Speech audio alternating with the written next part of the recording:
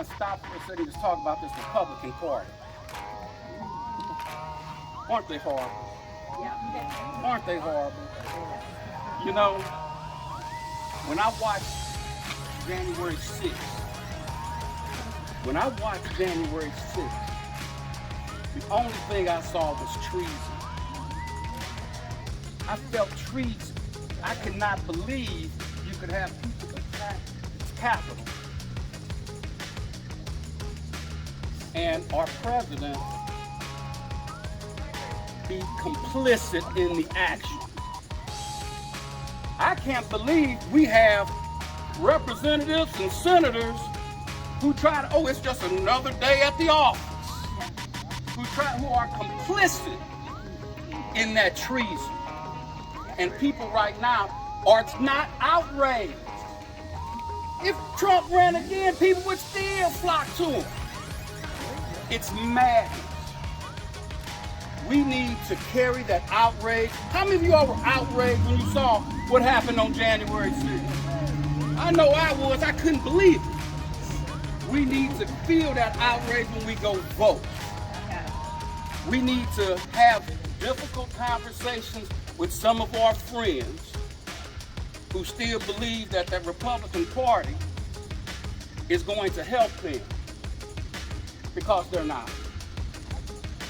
It's the rich versus us. I've done a lot of research, and I found there's two types of Republicans. You have those Republicans who walk around like they got a stick up their butt, and you got the other half that act like the stick. That's about it. That's about it. Now, but we have to have a mindset to change that. We have to embrace and love each other and move forward in harmony. But when you have these folks who are race-based, trying to make it so there's a, hey, I've traveled, I was in Potosi, and I said, you know what? Potosi, Missouri, I said, I've never seen folks as poor as this. And I live in the hood. I've never seen folks as poor as this, and they're voting Republican. You know what I'm saying? It's the crazy, but it's when you get this Fox News crap built on you day after day after day after day, you begin to believe this crap. You begin to believe that it's us against them and make it a black-white thing. It's us against them folks with all the money, who's sticking it in their pockets, who'll do everything they can to make a profit off of anything they can make a profit off of. They're trying to make a profit off education. That's why that charter school system is up. That's why they try to get vouchers so you can pay for rich kids' private education, so they can siphon money off of public schools and stick it in their pockets like Betsy DeVos. Am I right? Yes. Am I right? You're right. And it's up to all you strong Democrats to keep fighting. These Republicans talk about critical race theory. Critical race theory. You know me, I'm a social studies teacher. I'm the descendant of Missouri slaves. I wrote an email to Kim Morris.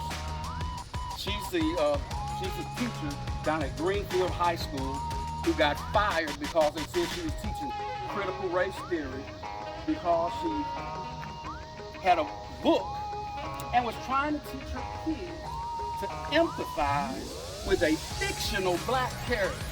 And they fired her. And Vicky Hartzler and a bunch of them patting themselves on the back. Oh yeah, this is where we need to go. That's not me. That's not Missouri. Look, Missouri has a difficult history with race. But I understand what happened in Southwest Missouri, you know, with the riots down there that took place in Pierce City. You know, I remember, all the blacks in that area had to flee after some hangings. That's part of our history. Mark Twain, after that incident, wrote a essay called "The United States of Lyncherdom." He said, "Missouri, we are the lynchers, and forevermore shall be." That's Mark Twain said that. We can change that, but we have to have a mindset to change that. We have to embrace and love each other and move forward in harmony. But when you have these folks who are race baiting, trying to make it so there's a, hey,